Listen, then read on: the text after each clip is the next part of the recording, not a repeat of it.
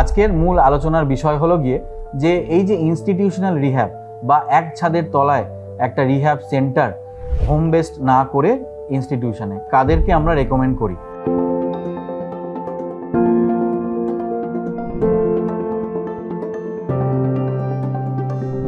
এক নম্বর হচ্ছে যেই পেশেন্টরা একটু কমপ্লিকেটেড, মানে মডারেট টু সিভিয়ার স্ট্রোক, সেই পেশেন্টদের আমরা বলি ইনস্টিটিউশনাল রিহ্যাবের জন্য।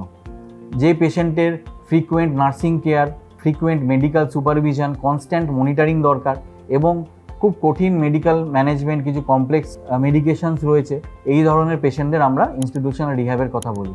যখন পেশেন্টের মাল্টিমোডাল একটা অ্যাপ্রোচ দরকার, মানে বিভিন্ন স্পেশালিটি যেমন physical therapist, occupational therapist, speech and language therapist এবং ডাক্তারবাবু তত্ত্বাবধান সব কিছুই যখন দরকার, তখন আমাদের ইনস্টিটিউশনাল রিহ্যাবের খুব প্রয়োজন।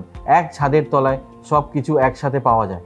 ধরুন পেশেন্টের রিকভারি এবং ফাংশনাল রিকভারি এর জন্য অ্যাডভান্সড যখন ইকুইপমেন্ট দরকার লাগে, যেমন robotic gait trainer, robotic hand trainers, এছাড়া অ্যাডভান্স ব্যালেন্স সিস্টেম, তারপর যে ফাংশনাল ইলেকট্রিক্যাল স্টিমুলেশন, তখন কিন্তু আমরা এই ধরনের রিহ্যাব সেন্টারে রেকমেন্ড করে থাকি।